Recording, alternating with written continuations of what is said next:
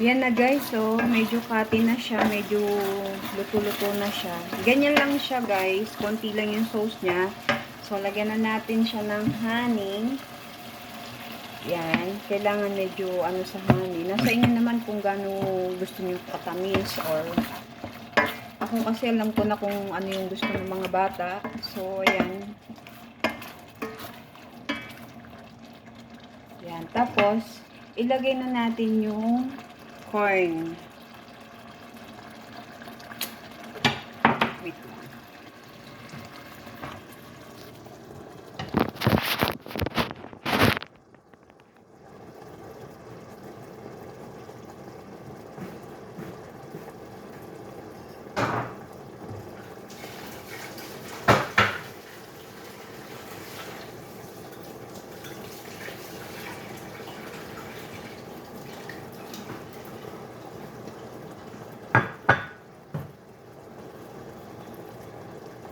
So guys, ito yung corn. Nilagyan ko to ng tubig, hinugasan ko kanina. Kasi frozen nga siya. So ayan, ilalagay na natin yung corn. Susunod natin yung carrots.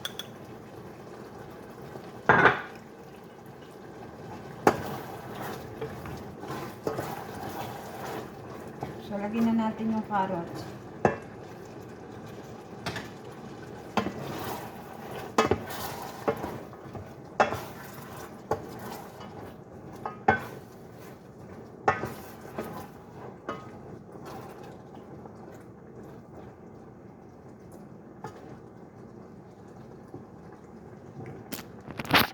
Yan guys, oh.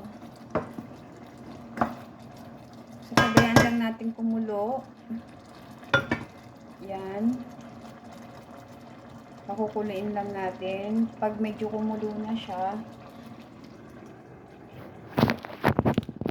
lalagyan na natin ng broccoli. Pero hindi natin lulutuin masyado yung broccoli kasi pangit.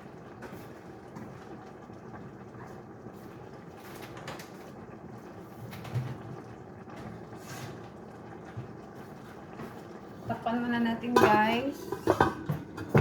Okay.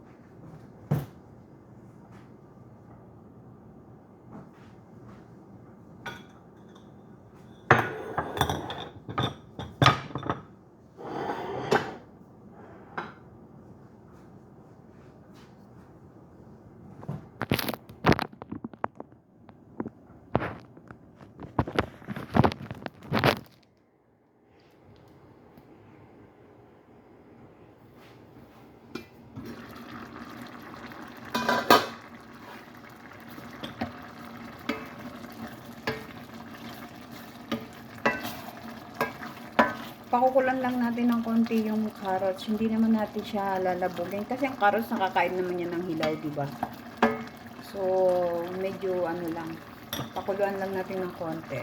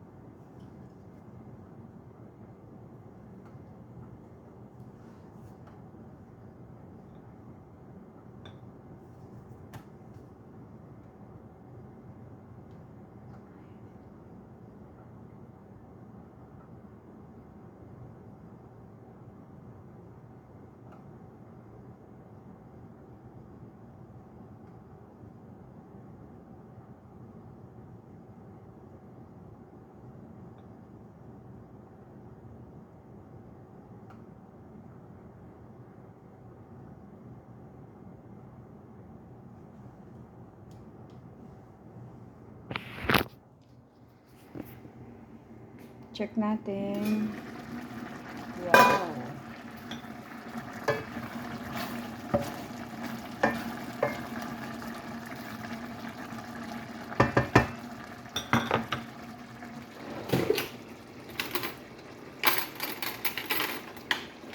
So, try natin guys yung lasa niya kung okay na.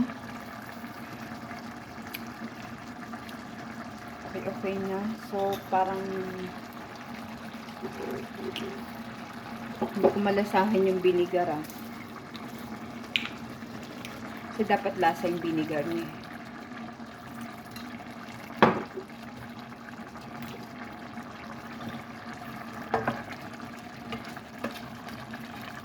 Ibang vinegar yun ah. Ano yung rice vinegar siya guys ah. Pwede naman siyang gamitin sa mga salad or kahit saan mo gustong gamitin, pero pang ano lang di, pang salad tsaka pang rice lang yan. Yan pwede. Yan guys. Antayin lang natin kumulo-kulo.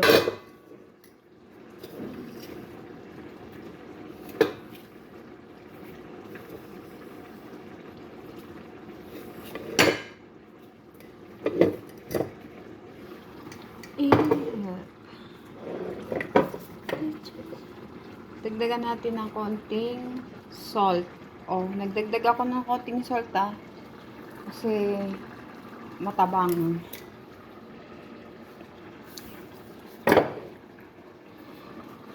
So, ayan. Lagyan na natin yung ano, guys, yung broccoli. Kasi hindi naman siya lulutuin mabuti yung broccoli. Tsaka yung carrots.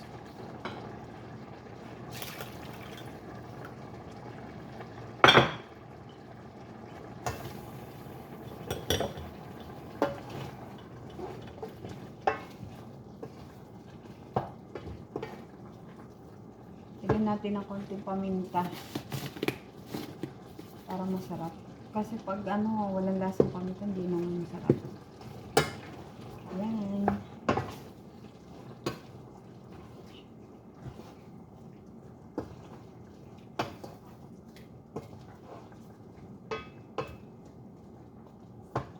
So, lagyan na rin natin ito guys.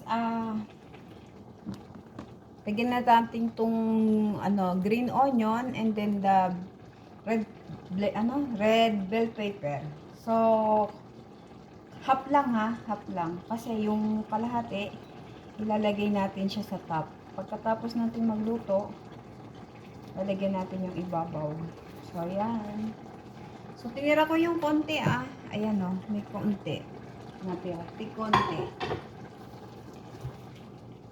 Kasi hindi ko nilulutuin mabuti yung broccoli kasi maluluto na siya mamaya sa init ng kanin.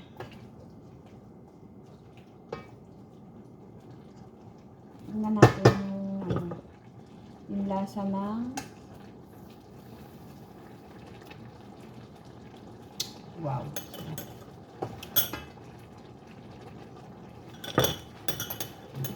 Lagyan ko ng konting honey kasi kulang sa honey.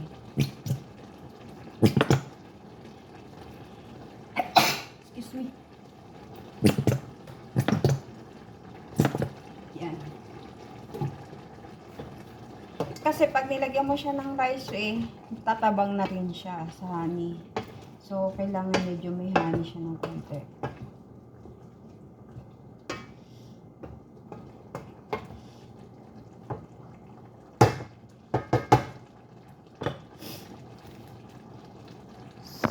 Ganyan na siya rice.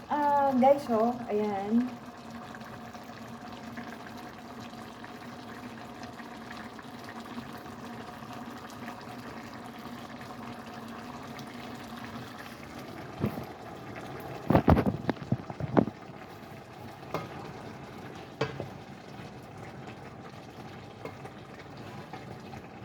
Alam nyo ba, nagbabawas ako ng tubig niyan, yung sabaw. Kasi pag hindi ko nilalagay ng masabaw yung kanin kasi pangit. Pero madali naman dagdagan siya, so tatanggalan natin siya ng sabaw. Kasi ako nagtatanggal talaga ako ng sabaw niyan.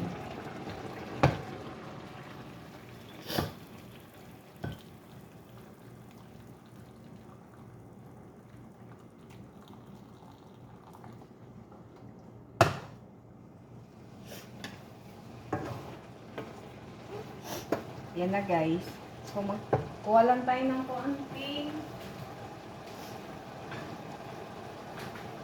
konti, ilalagay natin sa pang-top natin mamaya.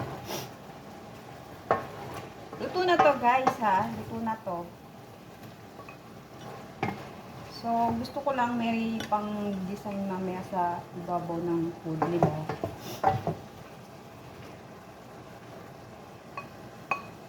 So yan.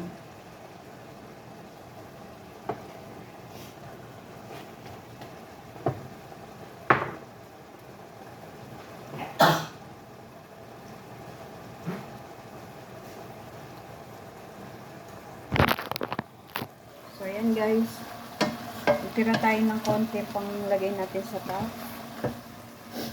So, ilalagay na natin yung ating rice. Guys. Oh. Ayan yung sabaw niya, tamo. Konti lang yung sabaw na yan. Binawasan ko kasi pangit pag maraming sabaw. Oops. So, ito yung rice.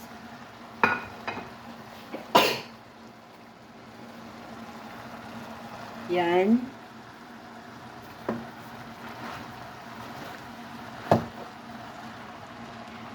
Saglit lang muna.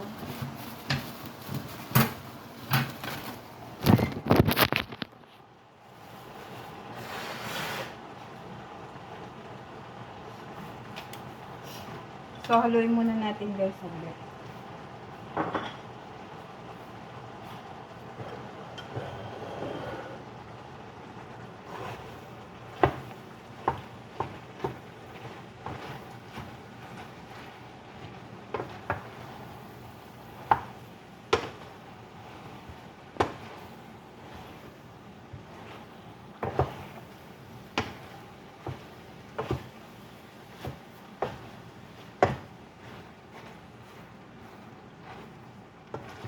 Mabilis magdagdag ng ng sauce guys kung kulang. Kasi kung ilalagay natin lahat yung sabaw, siya, lalata masyado yung kanin.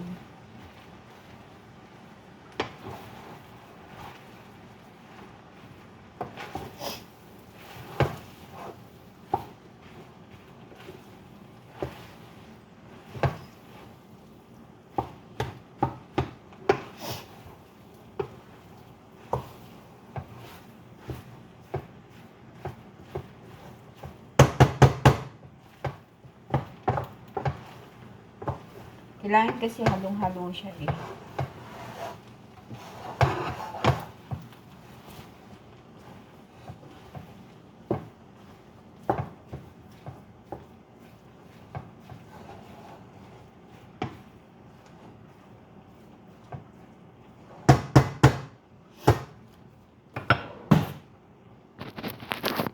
Ayan guys, ganyan siya oh.